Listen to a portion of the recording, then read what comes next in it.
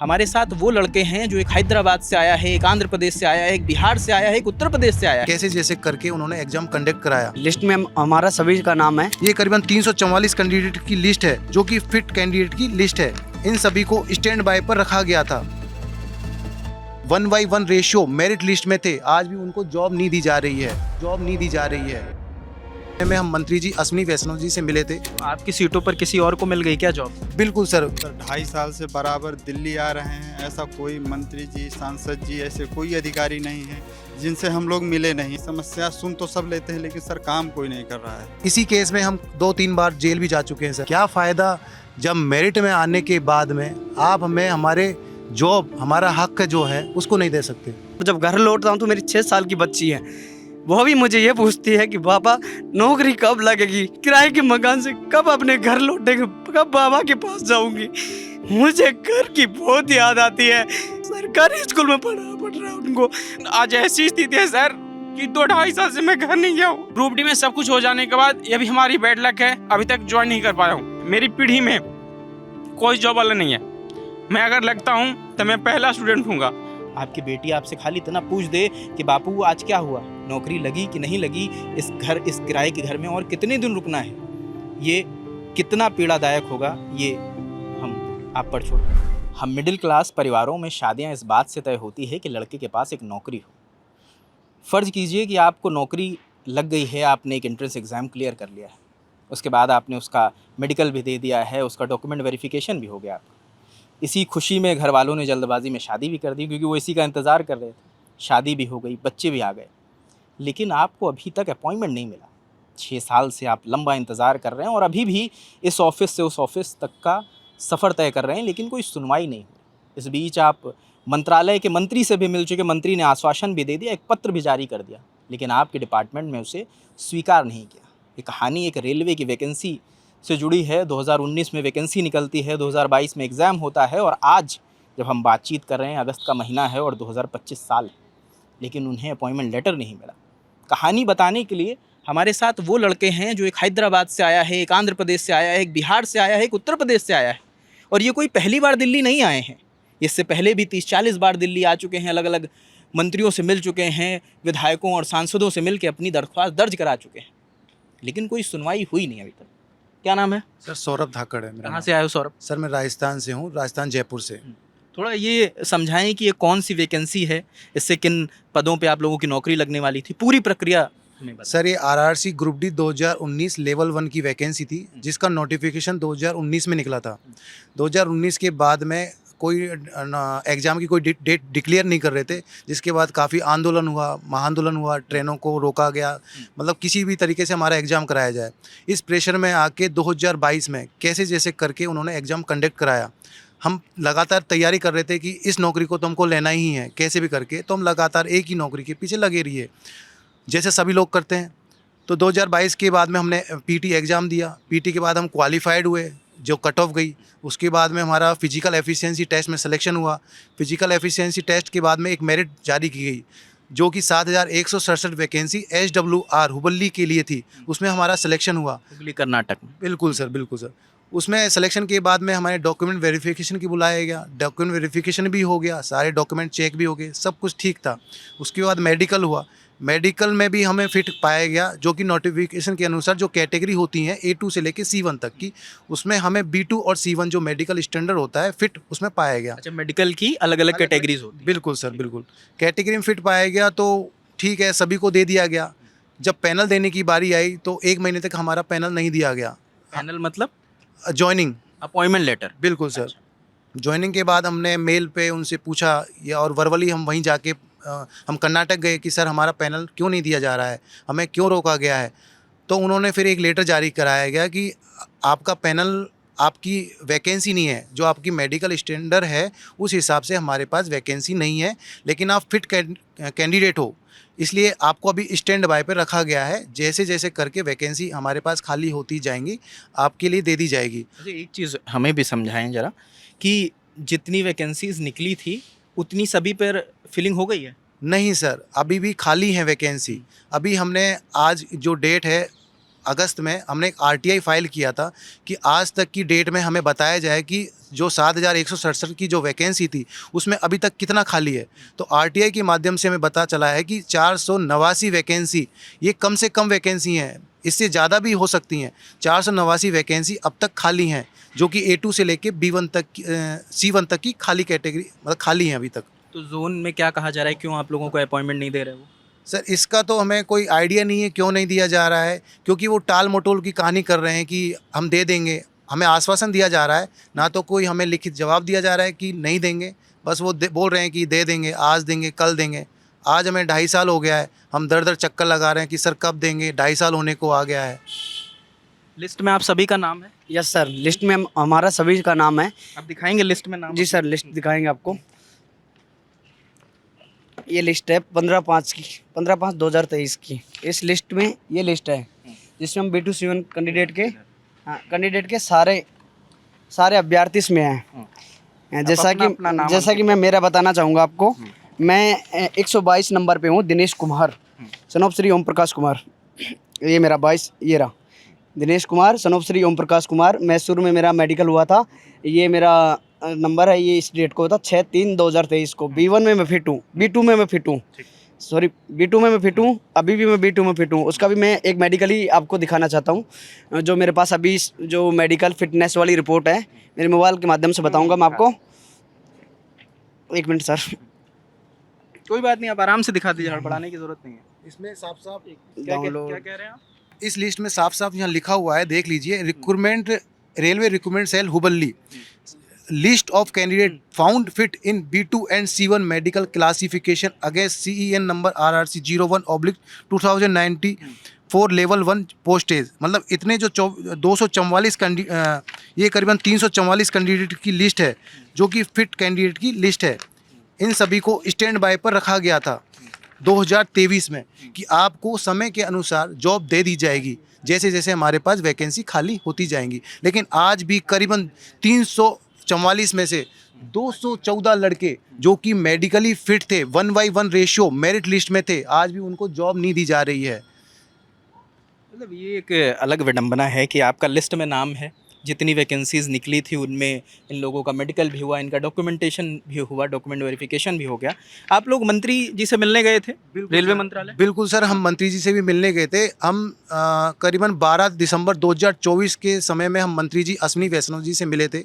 उनको हमने सारी बात बताई कि सर हमारे साथ क्या क्या हुआ है, हमें जॉब नहीं दी जा रही है, हम मेडिकली फ़िट हैं, मेरिट में भी हमारा नाम है, जो वैकेंसी आपने निकाली थी उसी के अंदर हम फिट हैं और मेरिट में भी हैं।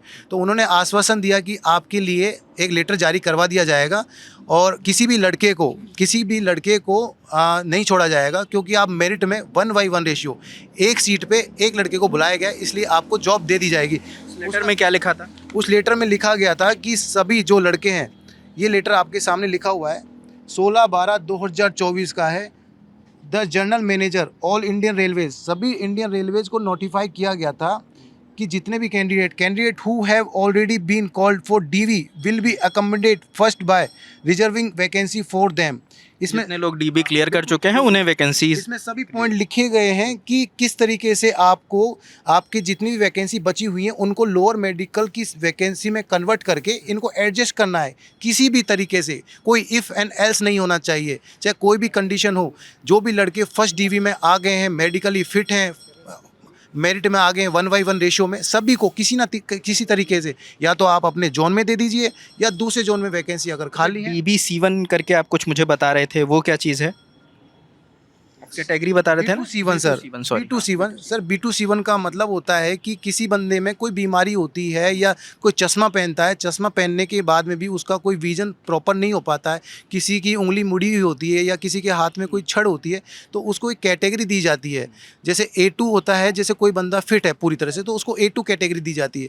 अगर कोई बंदे में कोई थोड़ा मोड़ा बीमारी है तो उसको A3 कैटेगरी दी जाती है। जिस बंदे ने कोई लेजर करवा रखा है तो उसको B1 दे दिया जाता है। और अगर किसी के बाइनाकुलर विजन है या किसी का, जैसे आप लोग चश्मा लगाए हुए हैं तो कौन सी कैटेगरी होगी? सर मेरे जैसे चश्मा लगा हुआ है, नॉर्मल कंडीशन में B1 और A3 दिया जाता है, लेकिन मेरे थोड़ा स्क्विंट का इशू है जिसमें मुझे C1 दिया गया है सर। मेरा विजन प्रॉपर है, 6/6 है, लेकिन थोड़ा एक माइनर केस में जैसे उस हिसाब से सब अलग अलग कैटेगरीज बांट दी गई हैं मेडिकल। बिल्कुल सर, बिल्कुल सर। तो लेकिन आपकी एक चीज़ ये बताइए कि आपकी जो ये कैटेगरी है उसमें कितनी वैकेंसीज थी? सर वैकेंसी करीबन 597 वैकेंसी थी। जो मेन जो नोटिफिकेशन आया था 2019 में, उसमें B2C1 की करीबन 597 वैकेंसी थी सर।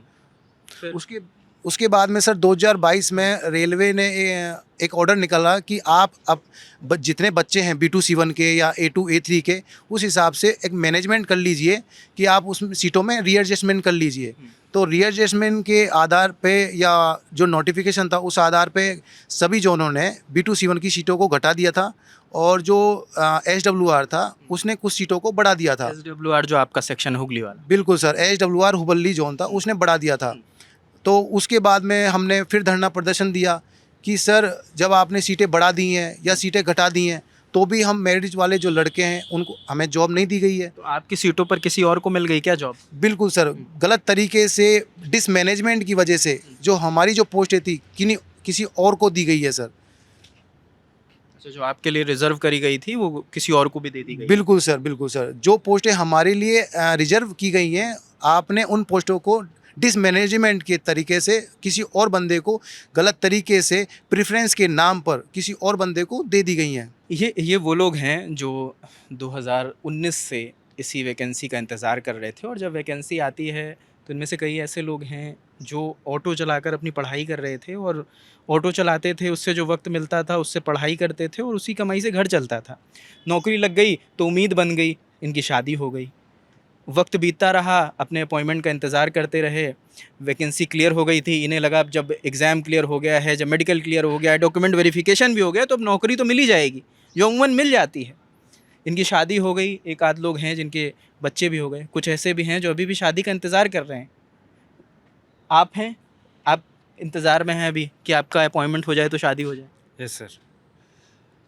Sir, हाँ बताएं। sir, in this notification, whatever the parameters mentioned in 01/2019 level 1 notification, we all qualified each and every stage. Still, we are not received any joining letter or empanelment letters. It is we are suffering a lot. This is what we can say. It is a wrong way of railway, where the seats which are allotted to the lower medical candidates, due to the options while filling the form at the time of application, all exam wise merit candidates and medically merit candidates, they are taking the lower medical post, which is a convenient post to them. Due to that reason, really who received lower medical standard, they are still left over jobless. मतलब इनका कहना ये है कि जो इनकी category के लोग थे उनकी जगह जो बेहतर मेडिकल वाले लोग थे उन्हें वो वैकेंसीज़ दे दी गई हैं, और ये जो उसके असल हकदार थे जिनको वो वैकेंसीज़ मिलनी चाहिए थी वो उन्हें नहीं मिल पाई हैं। आपकी इसी वजह से शादी रुकी हुई है, आप मुझे बता रहे थे? Yes, sir. But we never had a thought of this notification will go for a long of 6 years. It's a 2019 notification, and one more thing is due to the corona, it killed 2 years time, and due to this railway galti policy, it killed one more 3 years killed by railway galti policy. So totally we lost 6 years. Railway की वजह से आपके 6 साल बर्बाद हो गए। मैं auto चलाकर अपना टाइम पास कर रहा हूँ, दिन भर रोड पे चलना पड़ता है, पता नहीं है कि सामने से कौन सा व्हीकल कैसे आएगा, ये पता नहीं है कि शाम को मैं घर सुरक्षित लौटूंगा नहीं लौटूंगा, कोई इनकम भी नहीं होती इस महंगाई के दौर में देखते हुए। और मेरी बच्ची 6 साल की है।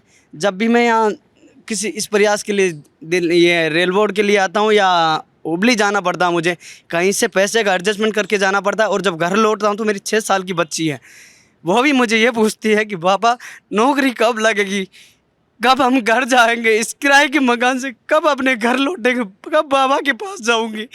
मुझे घर की बहुत याद आती है, मैं घर जाना चाहती हूँ। वो सरकारी स्कूल में पढ़ रहा है, उनको उनकी एजुकेशन भी अच्छी नहीं हो पा रही। अब क्या करें इस दौर में, हमने हमारी तरफ से क्या गलती की है जो रेलवे हमें सज़ा दे रहा है, इसका हमारी इसमें कोई गलती नहीं है। हमने जब इन्होंने नोटिफिकेशन निकाला, हमने फुलफिल किया, उसके बाद हमारा डी भी हो रहा है, तब ये लोग नोटिस दे के रीएडजस्टमेंट करते हैं। इसमें हमारी गलती कहाँ है? जब समान बेस पे एक बाप के दो बेटे होते हैं, मैं आपको एग्जांपल देना चाहता हूँ, एक बाप के दो बेटे होते हैं, उसकी प्रॉपर्टी में उनका समान हकदार होता है। जैसे रेल बोर्ड ने हमारे लिए समान नोटिफिकेशन निकाला, उनकी सीटें घटाई, वो जोन्स का मामला है, हमारा नहीं है। हम कैंडिडेट्स हैं, जब उनको आप रीएडजस्ट के उनको नोटिफिकेशन 16-12 का नोटिफिकेशन निकाल के उनको एडजस्ट कर सकते हो, वैसे हम भी ये भी करिए, क्योंकि हम भी उन्हीं के जितने कैपेबल हैं। हम भी फर्स्ट डिवी के हैं, वो सामने वाले भी फर्स्ट डिवी हैं, हमें उनसे अच्छे नंबर ही होंगे हमारे।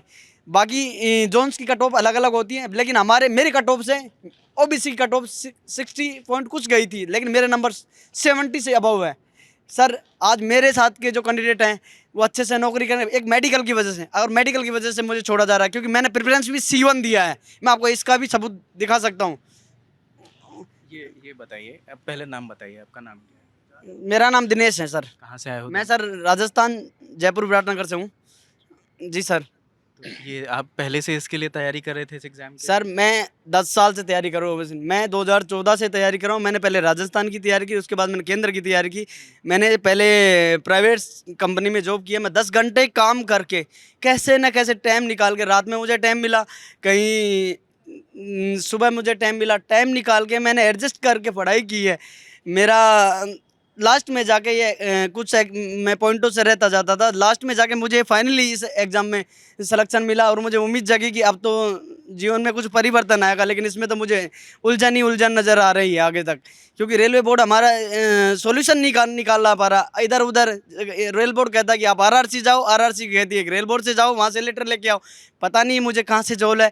तो मैं चाहता हूँ कि आपके इस चैनल के माध्यम से मेरी आवाज़ मंत्री जी तक जाए, और सरकार के पास माननीय प्रधानमंत्री तक जाए, हमारी बातें सुनी जाए, और हमें जितने भी कैंडिडेट मेरे जैसे इफेक्टेड हैं उन सबको एडजस्ट किया जाए। मैं यही निवेदन करूंगा, सरकार को भी यही निवेदन करूंगा, माननीय मंत्री जी को भी यही निवेदन करूंगा, और रेल बोर्ड में बैठे हुए अधिकारी उनसे भी यही निवेदन करूंगा, हमारे ऊपर अच्छे विचार करके और हमारे को सबको एडजस्ट किया जाए। घर में कौन कौन है आप? मेरे घर में मेरे बुढ़े माता पिताजी है जो अनपढ़ है, उनको कुछ भी पता नहीं है, और मेरी एजुकेशन भी इतनी कुछ नहीं हुई है। मेरी फैमिली में मेरी वाइफ है, मेरे 2 बच्चे हैं, एक लड़की है एक लड़का है, और बड़ा भाई है, और भाभी है, और एक छोटा भाई था। और एक उसी टाइम जब मैं तैयारी कर रहा था, ट्रेजिडी के कारण, एक करंट लगने के कारण मेरे से जस्ट छोटा भाई वो एक्सपायर हो गया। उससे 1 साल बाद मेरी बहन को ससुराल वालों ने मार दिया। तो मेरे पास ऐसी सिचुएशन थी कि उस सिचुएशन में मैंने पता नहीं कैसे टाइम निकाल के तैयारी की थी, और फिर मैंने इस एग्ज़ाम को क्वालिफाई किया है।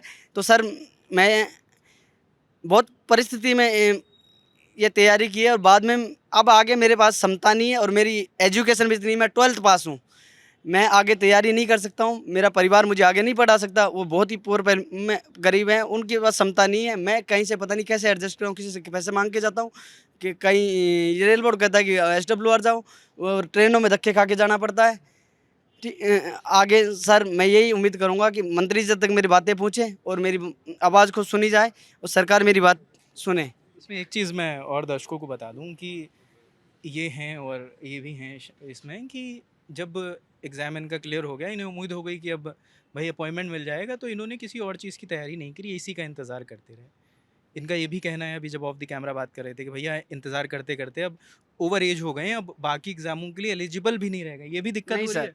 हाँ बिल्कुल सर, मैं एलिजिबल नहीं हूँ किसी भी एग्ज़ाम के लिए। कितनी 35 एज हो गई? वर्ष हो गई मेरी उम्र, 19/5/91 आप काउंट कर लीजिए, आज 2025 चल रहा है, मैं 35 वर्ष का हो गया। मेरे पास कोई ऑप्शन नहीं है आगे एग्ज़ाम फिल करने का, मेरे पास यही ऑप्शन था, इसी से मुझे उम्मीद जगी थी, अब इसी को मेरे से छीना जा रहा है। तो सर ये कहाँ तक न्याय है? ये कोई हमारे साथ न्याय नहीं है ये। अब आगे मैं मंत्री जी से मैं तो बार बार यही कर रहा हूँ, मंत्री जी हमारी बात को सुने, सरकार तक हमारी बात पूछे, रेल बोर्ड में बैठे हुए अधिकारियों तक हमारी बात पूछे। इसको नहीं, बिल्कुल हम भी यही चाहते हैं कि वहाँ तक आपकी बात पहुँचे। आप भी ओवर एज हो गए हैं इस चक्कर में? जी सर, मेरी भी एज 34 हो गई है, और शादी हो गई सर, बच्ची भी हो गई है। शादी हो गई आपकी? जी जी जी, शादी हो गई। कहाँ से हैं आप? मैं सर बांदा जिले से हूँ, उत्तर प्रदेश से। उत्तर प्रदेश से आए हैं। जी सर, 2.5 साल से बराबर दिल्ली आ रहे हैं, ऐसा कोई मंत्री जी, सांसद जी, ऐसे कोई अधिकारी नहीं है जिनसे हम लोग मिले नहीं हैं और अपनी समस्याएं बताई नहीं हैं। लेकिन आज तक सर हमारी समस्या सुन तो सब लेते हैं, लेकिन सर काम कोई नहीं कर रहा है।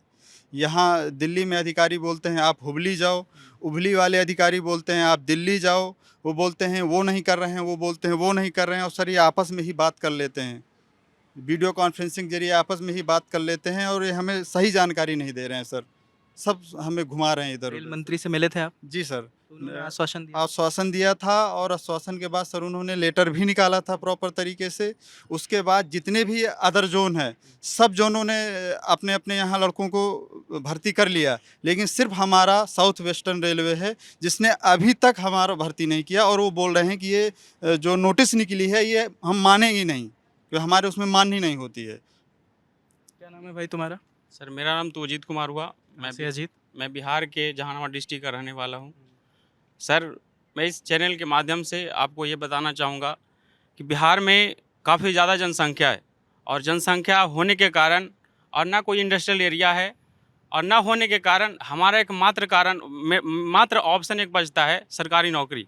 और ये सरकारी नौकरी हमारी ज़िंदगी को एक उज्जवल भविष्य की ओर इंगित करता है।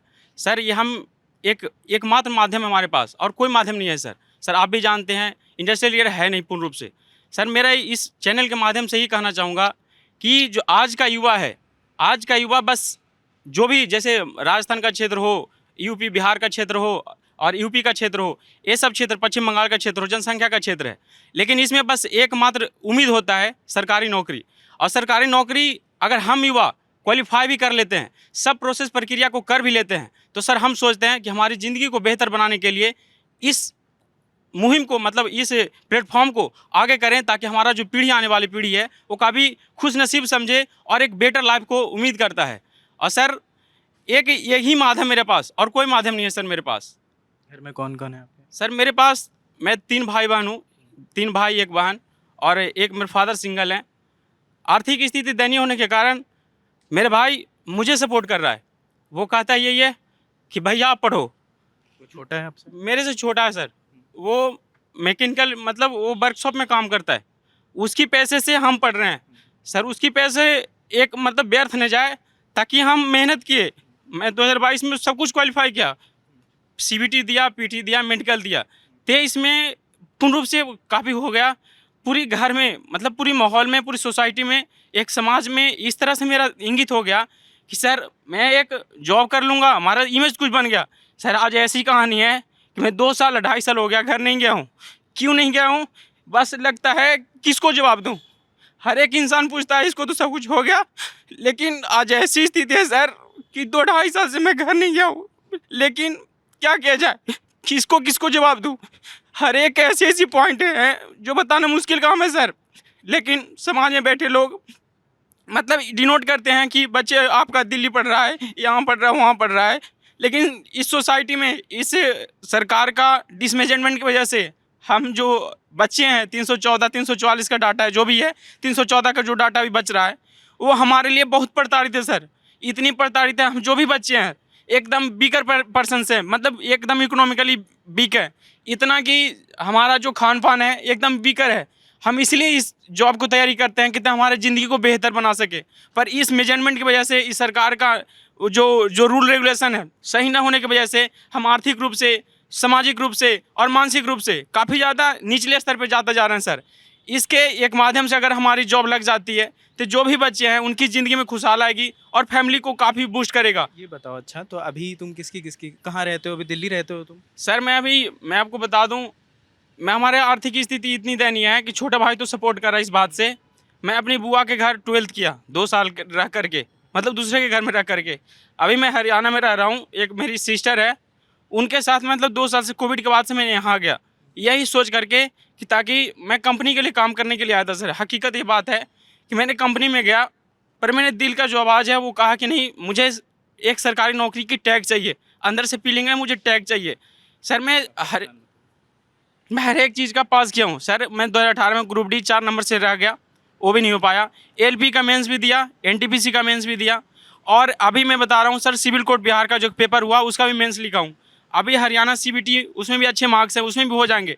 पर हमारी लक ऐसा है सर, कभी 2 नंबर से, कभी 3 नंबर से, कभी 1 नंबर से रह जाता हूँ। और इसमें सब कुछ हो जाने के बाद, ग्रुप डी में सब कुछ हो जाने के बाद, ये भी हमारी बैड लक है, अभी तक ज्वाइन नहीं कर पाया हूँ। ये हमारी मतलब अपनी बदनसीबी को देखूं कि सरकार का मिसमैनेजमेंट देखूं कि चारों पट्टी समाज का वचन सुनूं, यही मुझे समझ में नहीं आता। और आप परेशान बिल्कुल मत हो, हम सब लोग इसी कोशिश में हैं कि आपकी आवाज़ उन तक पहुँचे जो लोग आपकी परेशानियों का निस्तारण कर सकें। सर मैं आपके चैनल लंदन टॉप के माध्यम से सभी से पूछना चाहता हूँ, खासकर सरकार और सरकार में बैठे हुए उन अधिकारियों से, कि सरकारें सब कहते हैं, जैसा मोदी जी कहते हैं कि रेलवे में 2 लाख 3 लाख 2.5 लाख वैकेंसी आएंगी, 1 करोड़ आएंगी, 2 करोड़ आएंगी, पता नहीं कितनी कितनी आएंगी।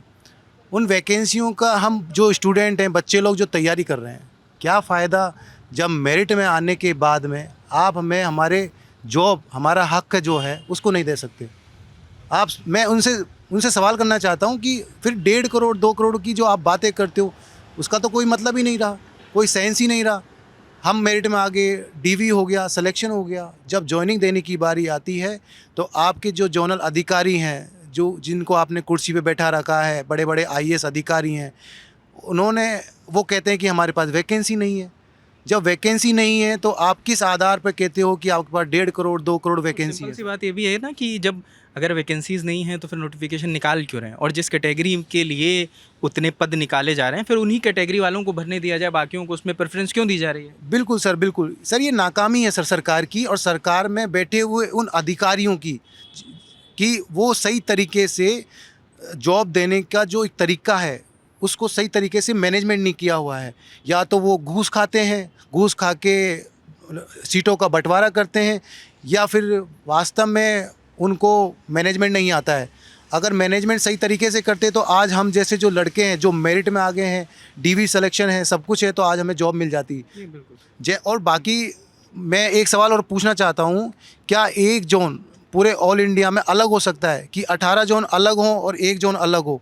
जब एक नोटिफिकेशन, जो मैं आपको चैनल के माध्यम से बताना चाहूँगा कि जो एक जोन है जिसमें हमारे रेल मंत्री जी ने एक नोटिस निकाला था 16/12 का, जो मैंने आपको पहले भी बताया था, उसमें सभी जोनों ने उस ऑर्डर को फॉलो किया था। और जो हमारा एक अलग जोन था, हुबली जोन, वो इस लेटर को नहीं मान रहा है। ऐसा क्यों? क्या वो जोन पूरे ऑल इंडिया से अलग है? ये वही लेटर है जो अभी आप दिखा रहे थे ना? बिल्कुल सर, इसमें जब रेल मंत्री जी ने कह दिया है, साफ साफ उनको बताया हुआ है, कमेटी ने एक ऑर्डर पारित किया था कि ये लेटर सभी के लिए, इसको मानना सबका काम है। जैसे आप अभी बता रहे थे कि आपका जोन कह रहा है कि हमने वैकेंसीज कम नहीं की थी उसमें। बिल्कुल बिल्कुल सर, लेकिन सर नोटिफिकेशन में कहीं भी लिखा हुआ नहीं है कि वैकेंसी इंक्रीज या डिक्रीज का कोई मुद्दा हो। अच्छा, इसमें ये कोई मेंशन नहीं? बिल्कुल नहीं सर, इसमें कहीं कोई मेंशन नहीं है। इसमें तो ये मेंशन किया गया है साफ साफ, आपके सामने मैं चैनल से बता दूं, मैं कोई वर्बली बात नहीं कर रहा हूं, आपके सामने डॉक्यूमेंट है, साइन है, UK Tiwari ji, director eastern railway. इसमें साफ साफ पहली लाइन आप देख लीजिए, candidate who have already been called for DV will be accommodated by first by reserving vacancy for them.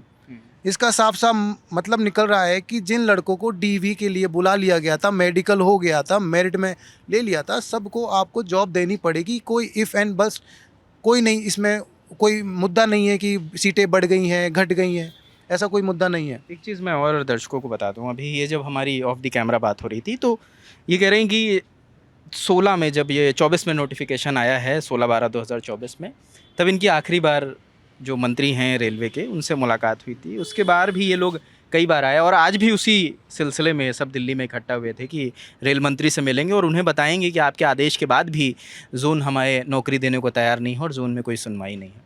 ये कई बार आते हैं, कुछ बार एक ही बार मुलाकात हुई या कुछ बार अधिकारियों से मुलाकात हुई, और बाकी टाइम जब आप खड़े रहे तो पुलिस ने आपको उठा के थाने लेकर चली गई। बिल्कुल सर, इस नोटिफिकेशन के बाद में करीबन हम 15 से 20 बार आ चुके हैं, जिसमें मंत्री जी से हम बार बार सोचते हैं एक बार मुलाकात की जाए, ताकि उनको सच्चाई से वाकिफ़ कराया जाए कि आपकी पीठ के पीछे आपकी सरकार जो और वो जो अधिकारी हैं वो आपके साथ क्या गेम खेल रहे हैं, आपको मिसलीड कर रहे हैं, मिसगाइड कर रहे हैं, गलत आपको डेटा प्रोवाइड करवा रहे हैं।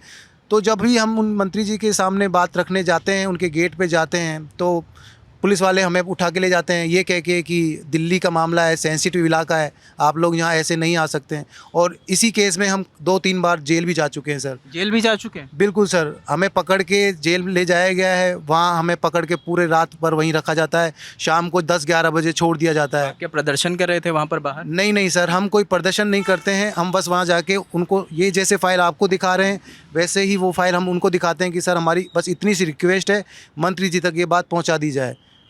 ये आपके घर वालों को पता है आप लोग इतनी जद्दोजहद कर रहे हैं, आपको थाने तक जाना पड़ रहा है, उनको जानकारी है इस चीज़ की? सर इतना जानकारी नहीं पता है, बस वो कहते हैं कि कोई भी कदम गलत मत उठाना, बस अपनी बात रखना है तो सही तरीके से रखना, और जो कि हम सही तरीके से ही रख रहे हैं। हमने कभी कोई ऐसा गलत कदम उठाया नहीं, कोई अशांति कभी नहीं फैलाई, लेकिन जब भी हम अपनी सही तरीके से बात रखने जाते हैं तो पुलिस वाले हमें डरा धमका कर जेल में ले जाते हैं, बोलते हैं कि तुम्हारे पर FIR कर दी जाएगी और जो तुम्हारी नौकरी है जो भी तुम उसको भी खो बैठोगे, इसलिए चुपचाप यहाँ से चले जाओ। घर वालों को बता के आए हो यहाँ? सर सब बातें घर वालों को नहीं बताते। हकीकत यही है कि अगर हम बता भी दें तो ऐसा लगता है कि कहें कि घर पे रहो, कुछ और करो, ये ज़रूरी है इवेंट आप ऐसे क्रिएट करना, इसलिए कुछ बातें बता दिया जाता है। बाकी मतलब मैक्सिमम 2-4% बताया जाता है, बाकी 90% अप्रोक्स रख लिया जाता है अपने मन में ही। घर पे किससे बात होती है? सर मेरा ज़्यादा बातें छोटा भाई से होता है। मम्मी से नहीं होती? मम्मी से इसलिए नहीं होती क्योंकि माँ एक अलग लड़का होती है, उनको सब बातें कहने में थोड़ा अजीब होता है। उनकी माँ, मेरी माँ रियल वे में मतलब सोशल तो है पर रीडिंग सेक्शन उनका बहुत कम मतलब मेंटली उस तक परिपक्व है सामाजिक स्तर पे, लेकिन पढ़ाई के मामले में उतनी नहीं है, इतनी समझ नहीं होती है। बस वो ये खुशी यही प्रदान करना चाहती है कि बेटा का मेरा जॉब लग जाए ताकि मेरा भी ज़िंदगी सुधर जाए। बस यही मनोकामना से वो मतलब पूजा भी करती है रहती है कि ताकि मेरा एक आर्थिक जो स्थिति है, सर मैं बता दूं मेरी पीढ़ी में कोई जॉब वाला नहीं है। मैं अगर लगता हूं तो मैं पहला स्टूडेंट हूँगा। जब 2023 में जब सब कुछ हो गया था तो मैं भी सोचा था कि यार ज़िंदगी बदल जाएगी, मैं भी खुश था, सब फैमिली खुश थे, पूरे समाज में सब खुश थे। पर एक अभी ऐसा नौबत आ रहा है कि चल 3 साल के बाद हम बता दिए कि 3 साल तक घर नहीं गए, 2-2.5 साल हो गया अभी तक घर नहीं गए। त्योहारों पे भी नहीं जाते? होली नहीं दिवाली जाते सर, घर वाले कहते नहीं आ जाओ बाबू? कहते हैं लेकिन क्या कहें उनके साथ, कौन सी फीलिंग लेके जाए। सब कुछ सोचता है कि मेरा बेटा आएगा, जश्न मनेगा, लेकिन हम लोग को तो बस यही पार्टी है सर, यही खुशी है, यही दिवाली है कि जब ये जॉब लग जाए तो हमारे जो भी 314 स्टूडेंट हैं उनके घर में दिवाली तभी मनेगी, अदरवाइज़ कहाँ दिवाली मनेगी सर। सूखी रोटी खा करके कैसे भी करके हम लोग मतलब एग्ज़ाम देते हैं। सर मैं बता दूं हुबली जो जोन है मेरा 40 से 42 घंटा लगता है। मैं सफ़र मतलब मैक्सिमम अभी तो इतनी हम लोग जो भी है स्टूडेंट है इतनी तो पैसे है नहीं कि एसी का टिकट कटाएंगे, और काफ़ी महंगा भी होता है, तो कभी जर्नल से कभी किसी से पैसे ले करके अपना टाइम को सफ़र प्रदान करते हैं, कभी यहाँ से ले करके कभी उसके साथ ले करके, ऐसे कर करके मतलब मिनिमम अगर डाटा बता दिया जाए तो हुबली जाने में 3 से 4 हज़ार रुपये खर्चे हो जाते हैं, जो एकदम मिनिमम है, जो एकदम पेट काट के वहाँ पर जाने के बाद सर 4 दिन 5 दिन रहना ही पड़ता है। तो ये बहुत ज़रूरी होता है कि इंसान को कैसे कोऑपरेट किया जाए, कैसे आर्थिक स्थिति को सुधारा जाए, इसी के चक्कर में हम लोग रहते हैं। सर मैं एक ही बात और बताना चाहूँगा, ये जो घटने बढ़ने का कहानी है मैं आपको एग्जांपल के तहत आपको बताना चाहूँगा। सर कंपनी में एक एम्प्लॉय है, उसको 100 रुपया तनख्वाह दी जाती है और उसको पहले महीना कहा जाता है कि आपको तनख्वाह 10-10 की 10 नोट दी जाती है, तो खुश हो जाता है। फिर अगले महीने होता है आपकी तनख्वाह बढ़ा दी गई है, फिर खुश हो जाता है, क्यों भाई, तो 20-20 का 5 नोट दिया जाता है, तो तनख्वाह बढ़ गई है। फिर वो अगले महीने होता है, फिर सोचता मैं तो खुश हो गया, फिर 50 का 2 नोट थमा दिया जाता है। मतलब कहने का मतलब है कि सर डाटा कांस्टेंट है, 100 के 100 ही रह गया।